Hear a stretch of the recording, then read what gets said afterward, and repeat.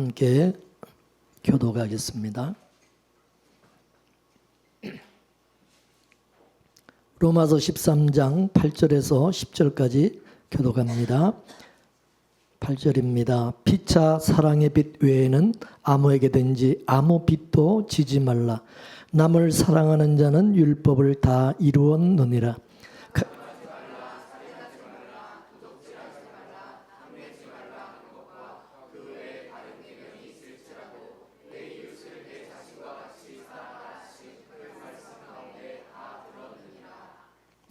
사랑은 이웃에게 악을 행치 아니하나니 그러므로 사랑은 율법의 완성이니라. 아멘.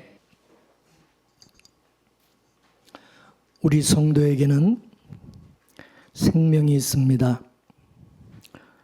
하나님께서 자기 백성들에게 하나님의 생명을 씨앗처럼 담아 두셨습니다. 그런데 그 생명, 그 씨는 죽음으로 말미암아 자기 안에 있는 생명을 토해내게 되고 드러내게 된다는 사실입니다. 그리고 씨앗이 또 그 생명을 토해내기 위해서는 어때요? 반드시 토양이 있어야 된다는 거죠. 따라서 흙 속에서 죽음으로써 자기 안에 생명을 유출하게 되어진다는 사실입니다. 하나님께서 주신 그 생명의 원리는 그래서 반드시 죽음을 통해서 그 씨앗 속에 있는 그 생명, 그것이 발현되게 되어 있다는 거죠. 그렇기 때문에 씨가 죽지 않으면 그 속에 있는 내용물이, 그 속에 있는 생명이 나올 수가 없다. 성도는 예수라고 하는 생명을 품고 있습니다. 따라서 하나님께서는 성도 속에 있는 그 예수라는 하늘의 생명을 끄집어내기 위해서 어떻게 할까요? 이 세상이라는 토양 속에서 하늘의 미랄과 같이 우리 성도를 죽이는 일을 하시겠죠. 이해가 되세요? 이거는 마치 항아리 속에 감춰진 횃불을 꺼내기 위해서 그 항아리를 깨뜨리는 것과 같은 것입니다. 이 세상은 어둠이라고 그랬어요. 어둠. 그 어둠 속에 예수님이 뭐로 오셨어요? 빛으로 오셨다고 말씀했어요. 그러면 예수라고 하는 그 빛이 우리 몸이라고 하는 우리 이 항아리 속에 감춰져 있어요. 따라서 하나님께서 그 생명, 예수라는 그 빛을 끄집어내기 위해서 어떻게 할까요? 우리 몸이라는 항아리를 어떻게 해야 돼요? 깨뜨리시는 일을 하시겠죠. 그래서 하나님의 생명과 그 빛은 어떻게 해요? 우리 몸이 깨어질 때 나타나게 된다는 거죠. 이해가 되세요? 그럼 그 예수의 생명이 뭡니까? 바로 은혜와 사랑이라는 거죠. 은혜와 사랑. 근데 우리 성도의 몸에 감춰져 있는 예수 그리스도의 그 은혜와 사랑이 나오려면 우리 몸이 깨어지는 아픔이 일어나야 되겠죠. 그러니까 우리 몸이 깨어지는 아픔이 일어나는 것이 이상한 게 아니라, 잘못된 게 아니라 어떻게 해요? 당연한 거라. 이 세상은 예수의 생명이, 예수님의 사랑이 뭔지를 몰라요. 그게 어떤 건지. 그래서 하나님께서 자기 백성들에게 하나님의 사랑은 이런 것이다, 하나님의 은혜는 이런 것이다 라는 것을 알려주는 일들을 하게 하신 거예요. 그것이 뭐냐?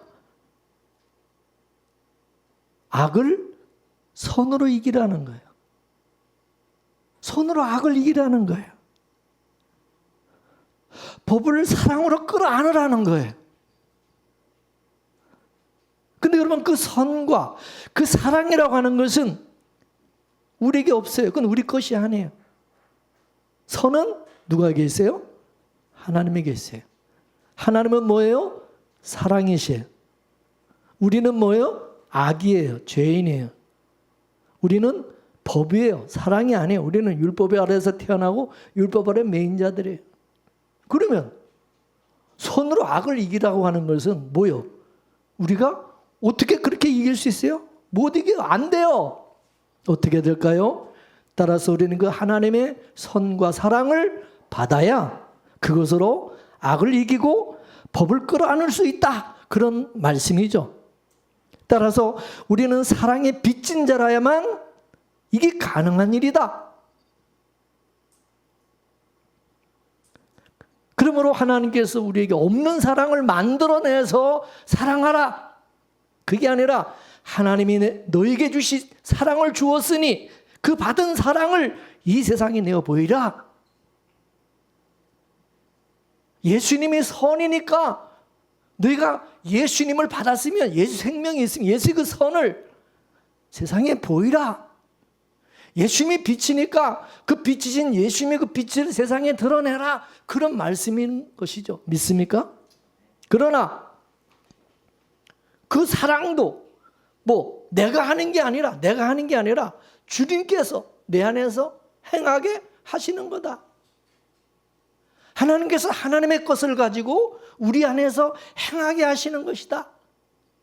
어떤 식으로 행하느냐?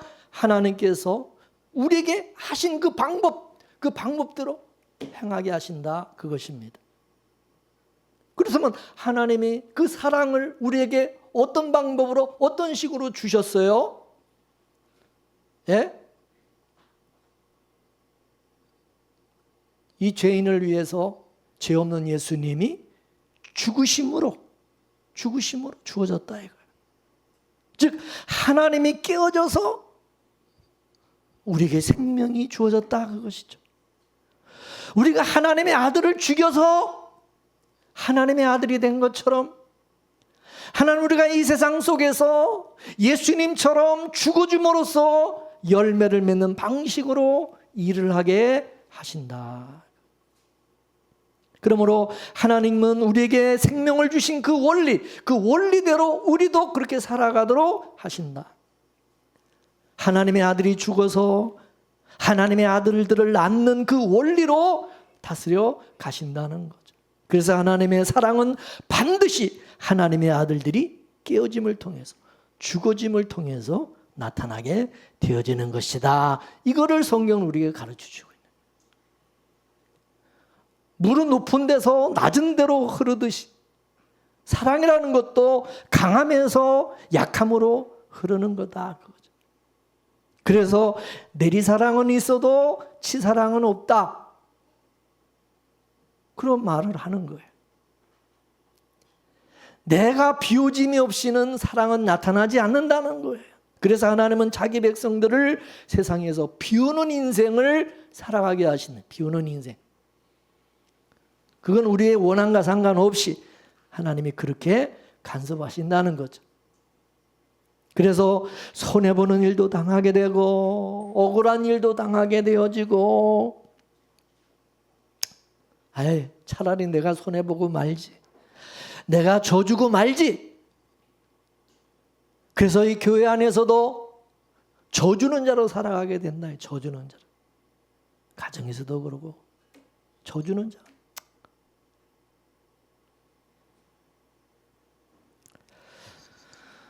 여러분, 우리는 어떻게든지 이기려고 그래요. 이기는 자가 돼야 된다고 생각해요.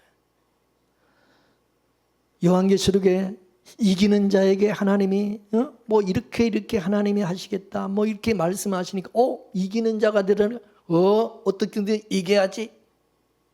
근데 그 이기는 방법이 뭐냐? 짐으로 이기는 것입니다. 믿습니까? 복음 속에는 하나님의 생명이 담겨져 있습니다. 따라서 그 하나님의 생명이 이 세상이라는 세상에서 죽는 것으로 나타나게 돼 있다. 죽는 것으로. 그렇기 때문에 복음을 받게 되면 어떻게 되냐? 죽음의 자리로 등 떠밀려지게 되어진다. 죽음의 자리로. 은혜를 받은 사람. 자기가 부인되어지는 그런 구조 속으로 빨려 들어가게 되어 있다, 그것입니다. 그건 우리 원함과 상관없이 그렇게 되어 있는 거예요. 그렇게 사랑을 받았기에 이해하고, 사랑을 받았기에 져주고, 사랑을 받았기에 용서해주고, 사랑을 받았기에 낮아지고, 사랑을 받았기에 손해보는 모습으로 나타나게 되는 겁니다. 내가 복음을 받았기 때문에 이해하고, 복음을 받았기 때문에 져주고, 복음을 받았기 때문에 용서해 주는 것이, 복음을 받았기에 낮아지고 손해보내 되어지는 것입니다.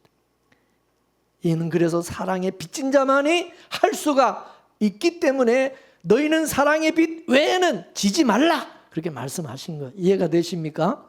그 원리를 알아야 돼요. 그래서 사랑에 빚진 사람들은 세상 권세 굴복하라는 것이고, 원수를 사랑하라는 것이고, 원수가 줄이면 마시우고, 원수가 줄이면 굶으면 먹을 것을 주고, 그리고 저주라고 말씀하신, 저주라. 굴복하고 저주는 것이 곧 하나님께 받은 그 사랑을 토해내는 갚음이 되는 것이다, 그것입니다. 빚을 갚는 그것이 되는 거다, 이거. 성도는 하나님께로부터 사랑을 받았기 때문에 세상 속에서도 그 받은 사랑을 토해내는 그런 식으로 살아가게 되어져 있다, 그것이에요. 이거는 우리더러 뭐 그렇게 하라, 뭐 없는 사랑을 뭐 어떻게든 쥐어짜 가지고 그렇게 하라는 말이 아니라, 사랑을 받은 사람은 주님께서 그렇게 간섭을 하신다, 그런 말씀. 하나님이 우리 안에서 그렇게 행하게 하신다는 거예요. 그렇기 때문에 성령께서 우리 안에 오신 것은 왜 오셨냐?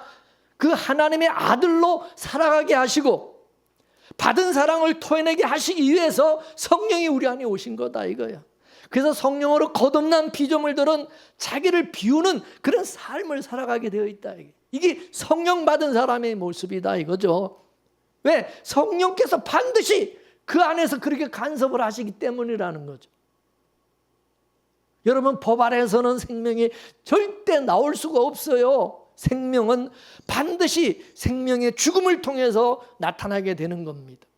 근데 법이라는 게 뭐예요? 법은 내가 맞고 너는 틀렸다는 거예요. 결국 나는 살고 너는 죽어야 된다는 거예요. 내가 맞고 너는 틀렸다고 목소리를 높이는 이 법으로서는 예수의 생명의 싹을 틔울 수가 없다, 그 말이에요. 예수의 생명이라고 하는 것은 저줌으로써 싹을 나게 되어 있는 것이고, 이게 생명의 속성이고 사랑의 속성이라는 사실입니다. 근데 우리는 어때요? 예수의 생명으로 이기려고 한다, 이기려고. 복음을 아는 것으로 이긴 자가 되려고 한다, 그것입니다. 내가 옳고 너는 틀렸다고 하고 정죄하고 싸우면서 상대를 굴복시키려고 한다, 이거죠. 이건 이기고 지는 거예요. 이기고 진 거예요. 나는 이긴 것 같은데 내가 진 거예요. 성도는 지고도 이긴 자인 것이지, 이기고 진 자로 사는 그런 사람들이 아니라는 사실. 그래서 생명은 마치 어머니가 아이를 키우는 것 같은 그런 과정을 통해서 싹을 틔우고 자라게 되어 있다. 여러분, 어머니는 어떻습니까? 어린 자식을 키우면서 늘 져줘요. 져줘. 부모치고 자식을 이긴 부모가 없다고 그래요. 자식을 이길 부모는 없다고 그러잖아요. 이것은 자식이 옳고 자식이 힘이 있어서가 아니다, 이것이죠. 법으로 하면은 자식을 키울 수가 없기 때문에 그렇습니다. 사랑으로 자식은 키우는 것이지 법으로 자식을 키우는 것이 아니잖아요.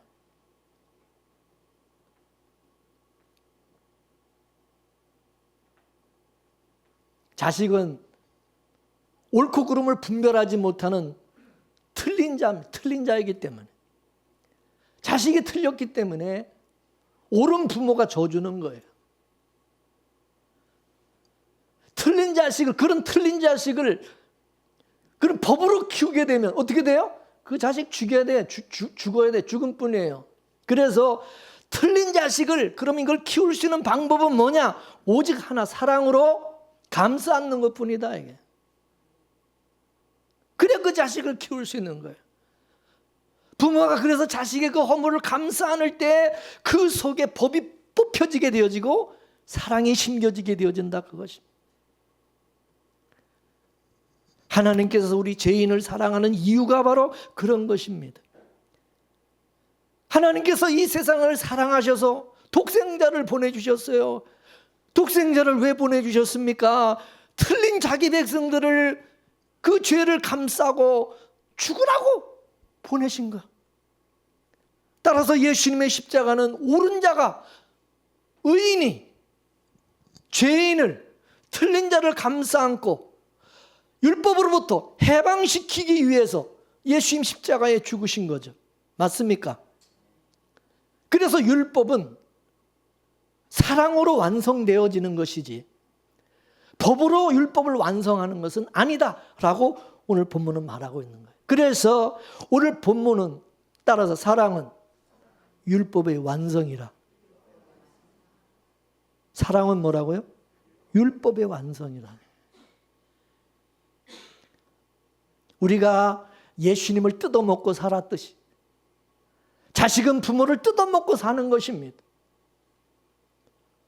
부모 뜯어먹고 산 자식이 나중에 자기도 자기 자식에게 뜯어먹히고 또 그렇게 되게 돼 있다, 당한다 이거죠.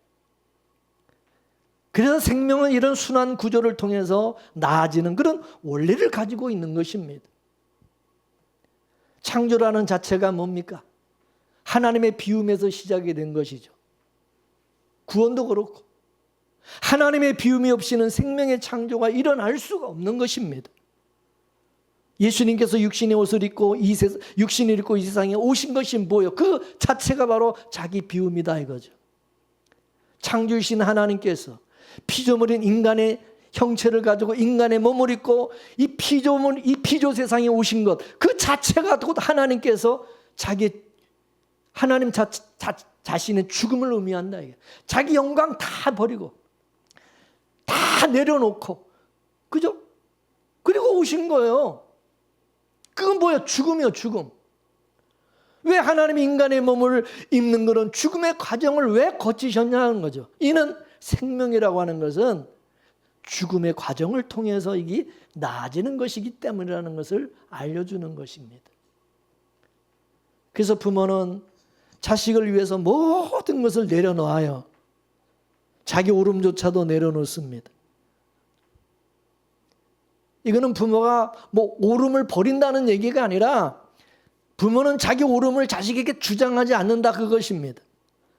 그 아이가 옳고 그름을 분별하고 판단할 때까지 그렇게 하는 겁니다. 오름이라는 것은 그 아이가 자라가면서 스스로 깨닫고 알아가야 되는 것입니다. 아, 이것이 옳은 것이구나. 스스로 그것이 수긍이 될 때 비로소 오름의 자리가 자리 잡게 되는 오름을 자리 잡게 되는 오름. 그렇기 때문에 어린아이가 스스로 오름을 모르면 그 알 때까지 기다려줘야 된다. 기다려야 된다. 오름은 부모가 옳다고 주입을 시킨다고 해서 그게 알아지는 것이 아니라 본인이 겪어가면서 깨달아지는 거예요. 본인이. 사랑이라는 것이 이와 같은 것이, 사랑해라, 사랑해라, 그런다고 해서 이게 사랑이 되어지는 것이 아니라 사랑은 스스로 알아가야 되는 거예요. 스스로. 그리고 그것은 사랑을 받는 데서부터 시작이 되는, 사랑을 받는 것으로부터. 그래서 부모의 그 사랑을 듬뿍 받고 그런 자란 아이가 사랑하게 되는 것입니다. 사랑할 줄 아는 거예요. 이처럼 우리가 하나님께로부터 사랑을 듬뿍 받은 성도라야 사랑할 줄 아는 성도가 되는 것입니다. 은혜를 받은 성도가 돼야 은혜를 베풀 줄 아는 거예요. 용서받은 성도가 돼야 용서할 수 있고 긍휼을 입은 자가 돼야 긍휼이 나오는 것이고. 이해가 되십니까? 이 원리가 그렇게 돼 있어요. 아까도 얘기했지만 물이라고 하는 것은 위에서 아래로 흐르게 돼 있다 이거죠. 그래서 여러분 성경에도 에덴에서 물이 발원하여 동산으로 흐른다고 하는 것은 에덴에서 그 흐르는 그 물이 생명수이기 때문에 이 동산에 있는 아담은 그 에덴에서 공급해주는 그 생명으로 살아가는 자가 되는 거죠. 그래서 여러분 에덴 동산의 구조를 잘 여러분 보세요. 강의 발원지는 에덴이고 그 강물을 받아서 생물을 피우는 동산이 있고 그리고 그 동산으로부터 어떻게 해요? 내 갈래로 강이 세상으로 흘러가는 그런 구조로 되어 있어요. 그죠? 그러니까 하윌라강, 구스강, 아수르강, 유브라데강 이게 다 또 동산 바깥에 있는 세상인 것입니다. 이렇게 되면 제일 위에는 에덴이 있고 중간에 동산이 있고 그리고 맨 아래에 각각의 이름을 가진 내 동네들이 있는 것입니다. 따라서 맨 위에 있는 에덴에서 동산으로 생명수를 흘려보내주지 않으면 아무리 저 동산 바깥의 세상에 생명수를 흘러보내줘라, 흘러보내줘, 그런다고 해서 이게 흘러보낼 수 있는 것이 아니라는 거죠. 위에서부터 받아야, 받은 게 있어야 이게 흘러보낼 수가 있는 거다 이거예요. 믿습니까? 아, 위에서 막혔는데 어떻게 이게 되냐 이거예요. 우리가 복음을 아는 것도 마찬가지입니다. 복음을 무슨 강요한다고 해서 이게 알아지는 것이 아니라 설득한다고 해서 이게 되어지는 것이 아니다 이거죠. 예? 무슨 전도를 무슨 뭐 설득하는 것으로 생각하지 말라 이거예요. 아, 내가 그렇게 복음에 대해서 아니 설명을 했는데도 아니 그래도 모르냐. 아이고 이 돌대가리 그냥 막 승질낸다고 해서 이게 알아지는 것이 아니다 이것입니다. 이게 복음은 하나님께서 그 귀를 열어주셔야 되고 그래서 그게 들려져야 들려지는 거예요. 하나님께서 그 마음을 열어주셔야 그게 깨달아지는 거예요. 하나님의 은혜와 그 사랑이 그 마음에 부어져야만 된다 이것입니다. 따라서 받은 것이 없는 사람은 아무리 해라, 사랑해라, 용서해라 될까요? 돼야 안 돼요? 안 되는 거예요. 안 되는 거예요. 되지도 않는 사람한테 뭐 자꾸 뭐 하라고 그런다고 되는 게 아니다 이거예요. 받은 사람은 그냥 하라고 안 해도 흘러보내게 돼 있는 거예요. 믿습니까? 그래 안 그래요? 그게 신앙생활이라는 거죠. 막 강요한다고 되는 게 아니라 하나님께 은혜 받은 사람은 사랑을 받은 사람은 흘러보내게 돼 있어요. 나타나게 돼요. 아, 받은 게 없는데 깨달은 게 없는데 뭘 하겠어요. 그러나 사람한테 자꾸 하면요 피곤해져 인생이. 그 신앙생활이 굉장히 힘들어진다 이게. 그러죠? 스트레스 되고 막 부담되고 막 나는 받은 게 아무것도 없는데 깨달은 게 없는데 하나님의 사랑을 모두 모르는데 그런 사람한테 뭐 감사해라 뭐 해라 지치는 거죠. 그리고 하고 나서도 이제 자기 의의를 드러내고 자기 자랑하고 막 어깨 힘들어 교만해지는 거죠. 그러면 우리가 복음으로 인해서 다툴 필요가 없는 거예요. 화낼 이유가 없어요. 나는 아는데 너는 왜 모르느냐. 승질내고 그렇게 다툰다고 하는 것은 자기 쪽에서 뭔가를 해보고자 하는 거예요. 인간의 노력을 알고자 하는 것은 아직까지 복음의 그 의미를 이해를 못하고 있다는 것입니다. 예수가 믿어지고 복음이 깨달아지는 것은 인간이 뭐 열심히 배워서 이게 알아지는 게 아니다 이거예요. 하나님께서 귀를 열어주셔야 되고 마음을 열어주시고 감동을 주셔야 되기 때문에 이는 힘으로 되지 아니하고 능으로 되지 아니하고 오직 나의 신으로 되느니라. 이해가 되십니까? 그러므로 복음을 모르네 안 해 싸울 일도 아니고 승질낼 일도 아니고 하나님께서 간섭해 주시고 은혜 주실 때까지 기다려야 돼. 기다려줘야 되는. 여러분, 생명은 강한 자가 약한 자의 짐을 대신 지는 것으로 나타나게 되어 있어요. 마치 부모가 자식의 짐을 대신 지듯이 복음을 아는 사람이 복음을 모르는 사람의 짐을 대신 지는 것으로 나타나게 되어 있다 이것이죠. 그래서 복음을 알면 인내가 필요한 것이고 이해해주고 참아주고 용서하고 하나님의 은혜가 임할 때까지 기다려줄 줄 알아야 된다는 거죠. 믿습니까? 법으로 막 굴복시키고 막 강제하는 것이 아닌 겁니다.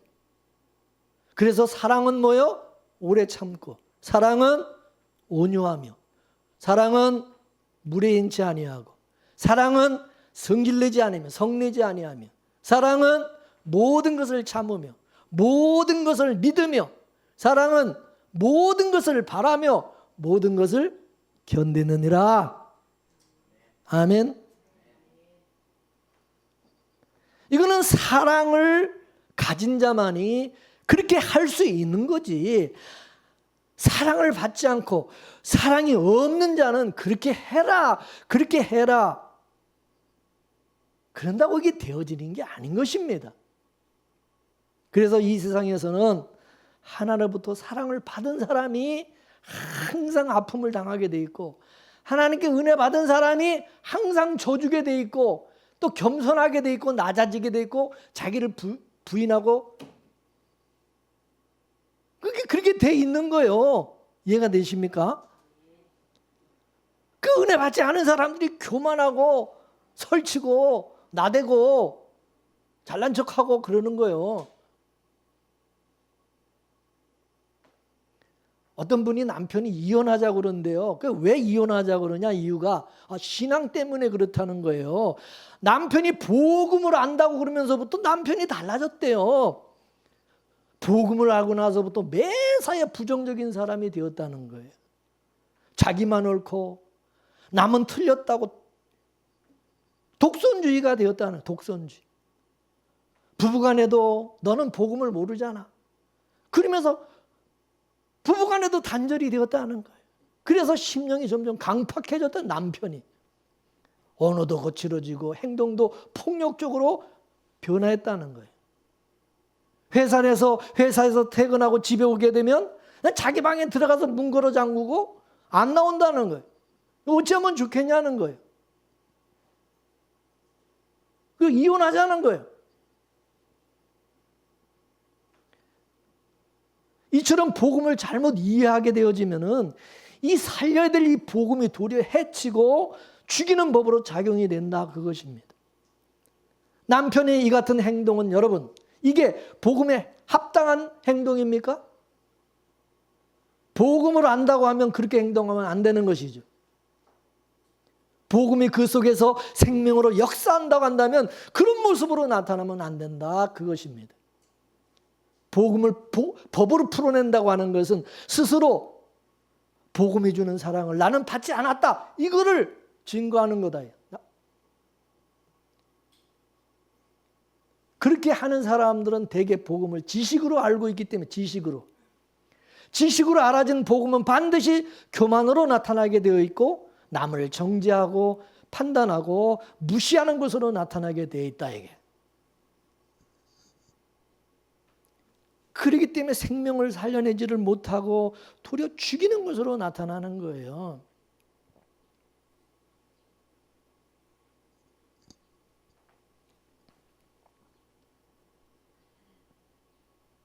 그래서 지식으로 알아진 여러분 복음은 반드시 법을 토해내게 되어 있어요.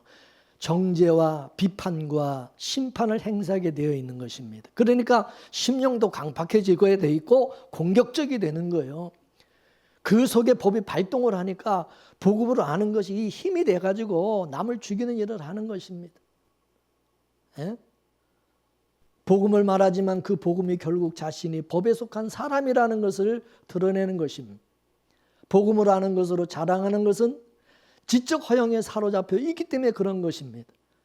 이런 사람은 복음적 지식을 알면 알수록 어떻게 하겠어요? 심령은 더 피폐해지게 되어 있고 부정적이고 싸늘해지게 되어 있다 이거죠. 이는 죽는 지식이기 때문에 그런 것입니다.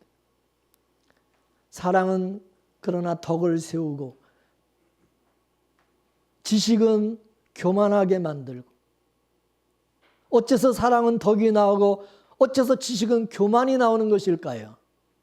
이는 사랑이라고 하는 것은 내가 죽고 남을 살리는 그런 속성이 있는 것이고 지식이라는 것은 나는 옳고 너는 틀렸다고 하면서 상대를 죽이는 법의 속성을 가지고 있기 때문에 그런 것입니다. 지식이라는 것은 그렇습니다. 지식을 많이 소유한 사람이 강자가 되어지고 지식이 없는 자가 약자가 되어지는 것입니다. 이건 법의 속성이 바로 그런 거예요. 그래서 세상에서는 남보다 많이 아는 것이 이게 힘이다. 이게 많이 들어봤잖아요. 아는 게 힘이다. 그죠? 아는 것이 많이 아는 것이 힘으로 작용을 하는 거예요. 남보다 더 많이 행하는 그 행위, 그 행함이 뭐요? 힘으로 작용이 되는 거예요. 그래서 여러분 교회 안에서도 보세요. 목사님보다 내가 기도를 더 많이 하고 더 오래 해요. 그러면 어때요? 목사를 우습게 보는 거예요. 그래서 옛날에 저도 그랬어요. 어떻든 간에 성도들보다 더 오래 기도하려고 새벽 기도 때도 탁 하고 난 다음에 제일 늦게 강단에서 일어나서 나가고 누가 기도를 하면 이쪽으로 누가 갔나 안 갔나 이렇게 보고 끝까지 오래 남아. 왜냐하면 그러지 않으면 무시당하니까 목사가 성도보다 기도를 조금 한다고. 그게 오늘 한국 교회의 그런 모습이다 이거죠. 성도들도 그래서 나는 성경 공부를 많이 시키면 제자 훈련을 자꾸 하고 뭐 이렇게 훈련을 자꾸 하면은 성도들이 더 겸손하고 더 잘할 줄 아는데 보니까 많이 배우면 배울수록 공부를 많이 하면 할수록 점점 교만해지고 사역자를 알기를 목회자를 알기를 우습게 여기고 큰 교회 다니는 그 성도들이 아주 작은 교회 목사를 알기를 우습게 알고 이게 왜 그러는가? 지식으로 하는 지식으로. 그래서 성경도 더 많이 내가 읽어요. 우리 교회에서 내가 성경을 목사님보다 더 많이 내가 읽고 더 많이 성경을 연구해서 알아요. 그러면 어떻게 해요? 이게 힘이 돼가지고 교만해서 목사를 알기를 우습게 여기는 거예요. 그래 안 그래요? 내가 전도를 더 많이 해요. 내가 전도를 많이 해요. 그럼 어떻게 돼요? 교만하게 되는 거예요.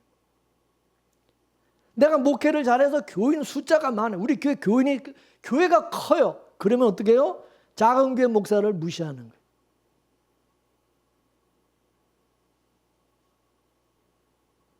힘으로 작용하는. 대형 교회가 되려면 대형 교회가 돼야 어디 가나 인정받고 대접받거든. 뭐 여기저기서 뭐 와서 말씀 좀 전해달라고 막 초청하고 막 난리죠. 스케줄이 그냥 1년 스케줄이 쫙. 조만 교회 목사는 어디서 오라는 데도 없이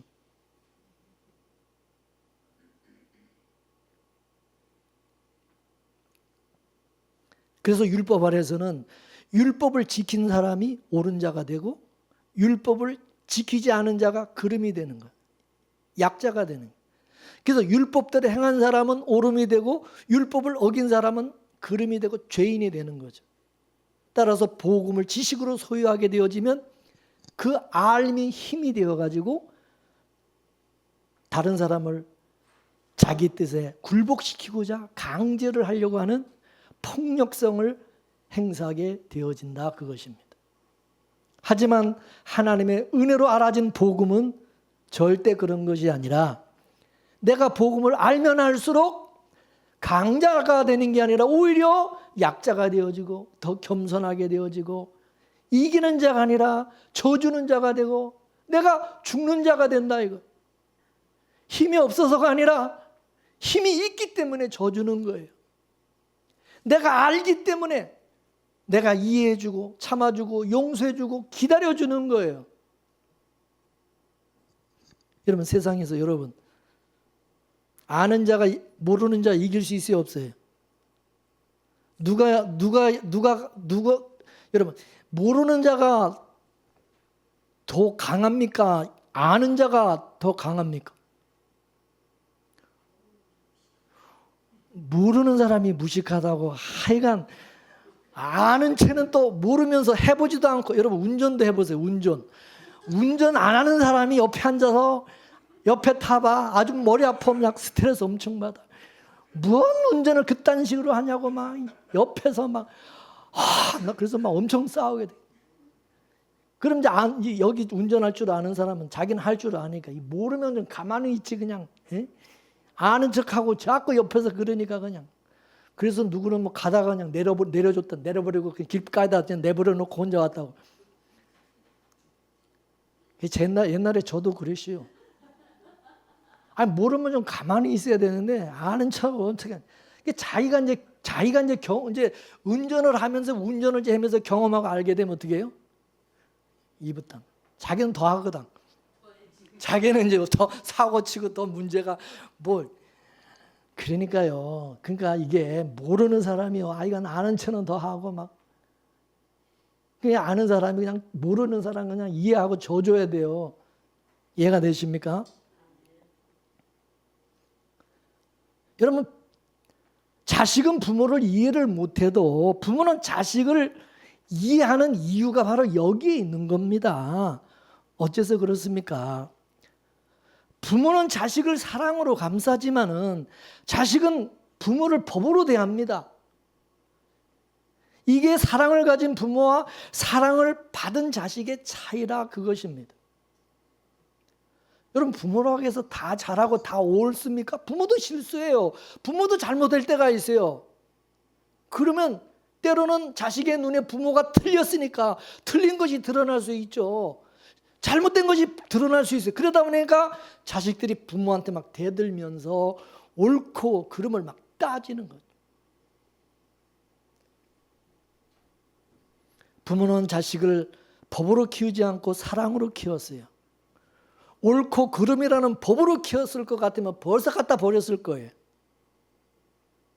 그러므로 자식은 부모를 옳고 그름으로 법으로 대하고 따지려고 그러지 말고 순종하고 존경하고 사랑해야 된다고 성경은 말하는 것입니다. 자기 자신도 이제 결혼해서 자식을 낳고 키우면서 이제 부모의 그 마음을 조금씩 알아가게 되는 것이고 부모의 입장을 알아가게 되는 겁니다. 아, 자식은 법으로 키울 수가 없는 거구나. 알게 되는 거예요. 그러니까 부모에게 이제 나이가 들면서 감사하다는 말을 많이 하게 되는 거예요. 자식을 키우면서 부모를 이제 이해하고 알아가게 되는 거예요. 나이가 들면서 철이 들고 부모에게 또 잘하게 되는 거예요. 그래서 자기도 부모가 돼 보니까 부모의 식구가 이해가 되는 거예요. 여러분, 복음 속에는 하나님의 사랑이 담겨져 있어요. 그러므로 복음을 받은 자 속에는 하나님의 그 사랑이 유출되게 있는 것입니다. 복음을 받았기 때문에 이해하고 용서하게 되어지는 것입니다. 그러므로 성경에 뭐라 그랬어요? 사랑이 없으면 아무리 천사의 말을 해도 꽝이다. 하늘에 속한 비밀을 말해도 사랑이 없으면 그거 다 꽝이다. 산을 옮길 만한 엄청난 일을 해도 그거 다 사랑이 없으면 꽝이다.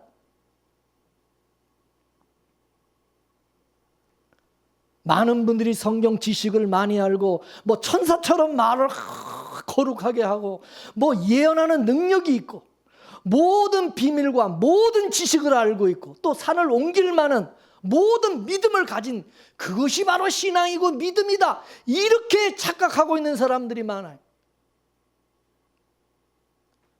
이 사람들은 성경을 마치 영어 독해하는 것으로 이해를 해가지고 있어서 무슨 성경을 단어풀이 하듯이 하고 있는 겁니다. 성경을 문자적으로 풀이하고 분석하는 그런 책이 아닌 거예요. 이 책은. 성경은 하나님과 자기 백성들이 치열하게 싸운 사건을 문자로 담아놓은 책이에요. 그런데 그 사건은 이게 문자로 해석되어지고 문자풀이로 이게 알아지는 게 아니다, 그것입니다. 성경은 예수 그리스도께서 하나님의 아들들을 낳는 생명의 이야기인 겁니다. 하나님이 하나님과 죄인이 다투고 부대낀 삶의 이야기가 성경입니다. 하나님의 사랑의 이야기다, 그것입니다. 사건으로 발생된 그 생명과 그 사랑은 무슨 분석해가지고 알아지는 것이 아니라 이건 경험으로 알아지는, 경험으로. 믿습니까? 그래서 하나님은 자기 백성들에게 사건을 일으켜서 자꾸 경험하게 하신, 마치 부모가 자식에게 사랑을 경험하게 하듯이 그렇게 하는 거예요. 그러므로 하나님의 사랑이라는 것은 지식으로 이게 해석되는 게 아니에요. 그래서 성경은 문자풀이로 알아지는 게 절대 아니라는 것을 알아야 돼요.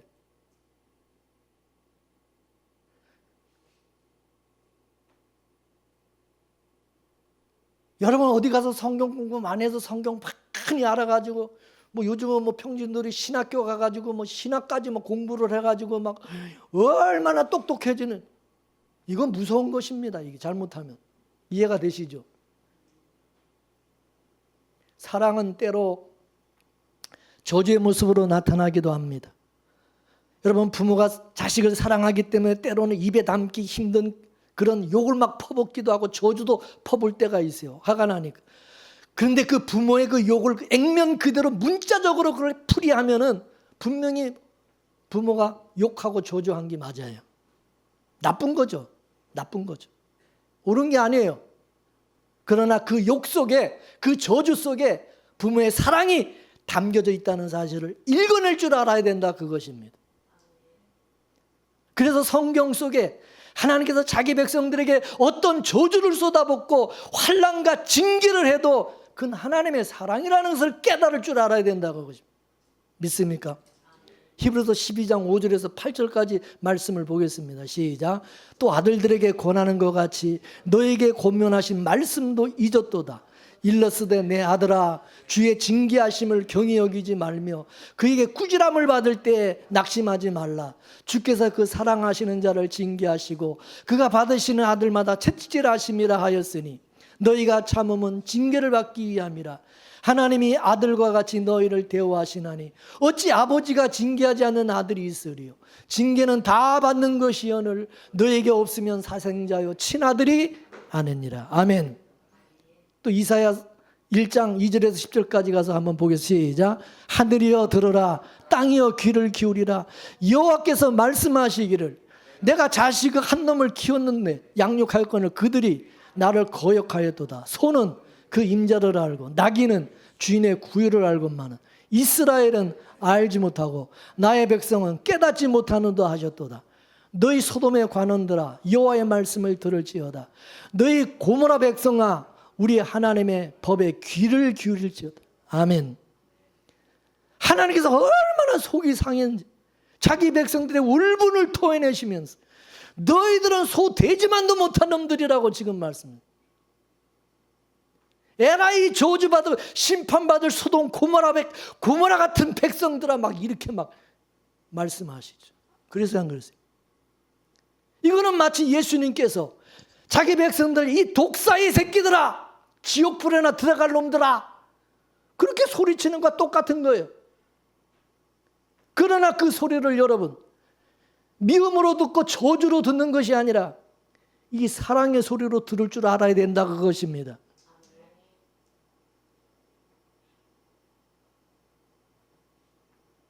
왜냐하면 하나님께서 이런 저주받을 놈들, 심판받을 놈들을 위해서 어떻게 했어요? 자기 아들 독생자를 보내주셨고 이런 왼수 같은 놈들을 위해서 자기 아들을 십자가에 죽게 하셨기 때문입니다. 하나님이 말하는 거와 행동하는 건 전혀 달라요. 우리가 그 욕을 들어 우리는 욕 들어 마땅한 놈들, 저주받아 마땅한 놈들이잖아요. 근데 하나님께서 그렇게 욕을 먹고 저주받아서 마땅한 이 왼수 같은 이런 죄인들인 우리에게 성령을 보내주셔서 그 속에 담겨져 있는, 그 저주 속에 담겨져 있는 하나님의 사랑을 읽어낼 줄 알게 해주신 거예요. 예수님께서 자기 백성들에게 소리치던 것들을 우리는 우리 자식들에게 늘 하던 소리예요. 그러나 이게 다 사랑의 소리라는 것입니다. 근데 문자풀이로 그걸 안다고요? 문자풀이로 그걸 해석한다고요? 예? 성경에는 하나님의 그 애끓는 사랑을 토해낸 이야기가 문자로 기록되어진 것입니다. 하나님께서 벌린 사건을 눈으로 보고 구전으로 듣고 말씀이라는 문자로 담아놓은 거예요. 그렇기 때문에 사랑은 무슨 문법 연구하듯이 그래서 그것이 얻어지는 것도 아니고 언어를 분석해서 뭐 이게 알아지는 것도 아니라는 거예요. 사랑은 삶인 것입니다. 이건 사색하는 게 아니라 사랑은 채울하면서 깨달아지는 것이고 채울되어서 얻어진 것이 또 그것이 삶으로 나타나게 되어지는 것입니다. 이거는 마치 속썩이던 자식이 이제 시집가서 결혼해서 자식 낳고 자식을 키워가면서 부모의 그 사랑을 알고 그리고 그 사랑을 자기 자식에 쏟아내는 것과 같은 거예요. 그래서 하나님은 하나님의 그 사랑을 받은 우리 성도들에게 너희는 하나님의 사랑의 빚진 자로서 너희들은 세상에서 법을 토해내지 말고 사랑을 토해내고 사랑으로 살아가라 말씀하는 거예요. 사랑으로 하나님으로부터 받은 사랑, 그 사랑으로 사랑하라는 겁니다. 생명을 받았기 때문에 생명이 나오는 것이고 용서를 받았기 때문에 용서가 나오는 것이고 사랑을 받았기 때문에 사랑이 나오는 거라는 거죠. 따라서 생명에서 생명이 나오는 것이고 죽음에서 죽음이 나오는 것이고 은혜에서 은혜가 나오는 것이고 법에서 법이 나오는 것이다. 복음을 은혜로 받은 사람은 생명을 토해낼 것이고 복음을 지식으로 받은 사람들은 법으로 토해내게 되어져 있다 그거죠. 복음을 법으로 사용하는 일은 이건 그러나 지나가는 과정에서 잠시 일어나는 일이다. 거치는 과정이다 이거죠. 여러분 사람이 자라면서 사람도 사춘기라는 게 있잖아요. 사춘기를 지나서 성숙한 어른이 되는 거죠. 복음에도 사춘기가 있어요. 사춘기가. 복음은 생명의 자랑과 같기 때문에 사춘기 그런 모습이 드러날 때가 있어요. 그럴 때는 나만 옳고 다른 사람 다 틀린 것으로 보이는 것입니다. 그래서 그때는 정죄하고 막 판단하게 급하고 막 그래요. 좀 안다고 막. 그 시기가 빨리 지나가야 되는 것입니다. 저도 한때 그런 때가 있었어요. 제가 좋은 복음을 알고 성경을 아는 것 때문에 기고만장할 때가 있었습니다. 한국 교회 다 틀렸다고 그러고 막 교수님, 신학교에서도 막 교수님한테 얼마나 막 쏘아붙이고 막 비판적인 말을 얼마나 많이 하고 막 정말 교수님은 힘들게 하는 그런 학생이었어요. 신학교 나왔다고 우리 교회에서 부흥회하는데 부흥 강사가 좀 성경에서 좀 잘못되게 성경 설교를 하는데 진짜 얼마나 화가 나는지 그냥 부흥 집회 끝났는데 부흥 강사 방에 쫓아가가지고 막 따지고 부흥 강사한테 막 그러니까 여러분 난 지금까지 목회하면서 그런 성도 우리 교회는 없었는데 참 제가 못된 그런 성도. 그때 집사였는데 막 집사가 그냥 부흥 강사 방에 가가지고 막 따지면서 막 그딴 식으로 설교하냐고 막 그러니 그 부흥 강사 얼마나 당황했겠어요. 근데 지나고 보니까 그게 다 교만이었고 철없는 짓이었다는 사실을 알게 된 거예요.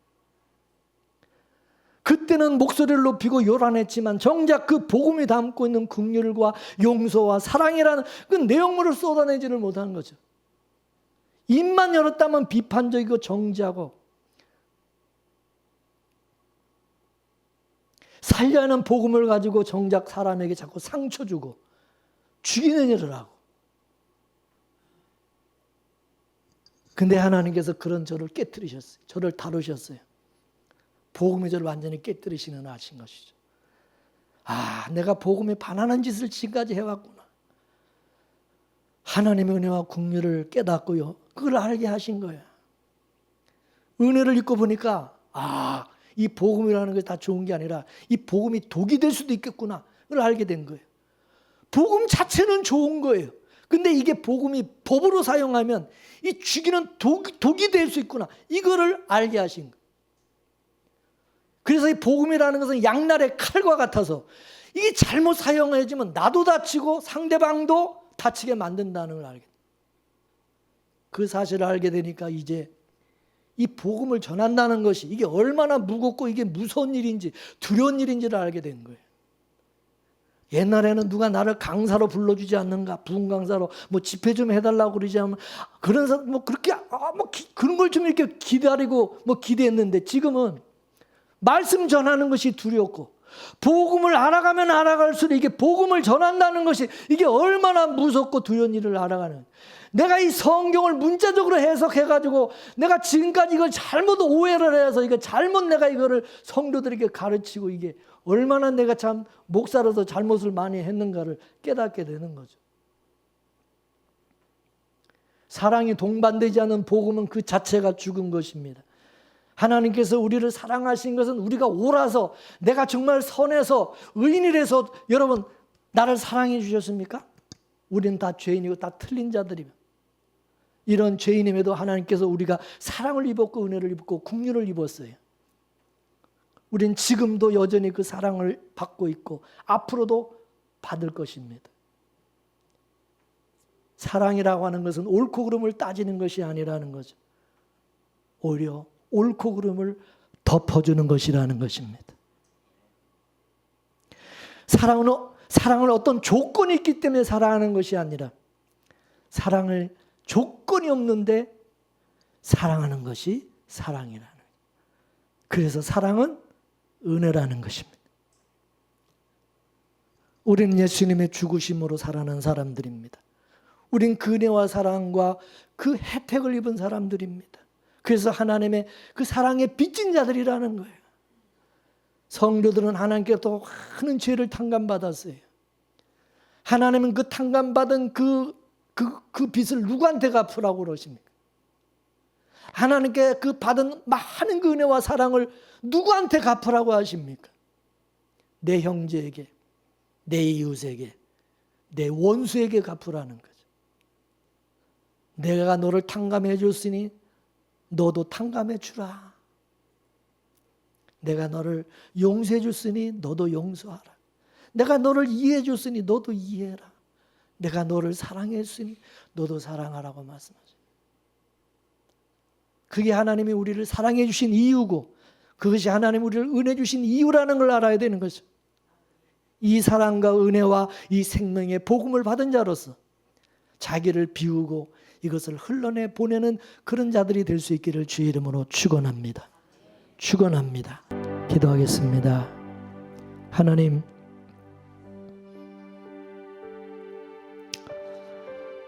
저주받아 마땅하고 죽어 마땅한 죄인된 저희들에게 하나님의 놀라운 은혜와 사랑과 긍휼을 베풀어 주신 것을 깨닫는 저희들이 되게 하시고 그거를 느끼고 경험할 수 있는 우리 모두가 되게 하여 주시옵소서. 하나님께서 우리에게 부어주신 그 엄청난 사랑과 은혜를 받아서 그 생명의 그 빛을 세상에 비치고 그 사랑에 비친 자로서 우리도 주님처럼 살아갈 수 있는 그런 모두가 될 수 있도록 은혜 주시기를 원합니다.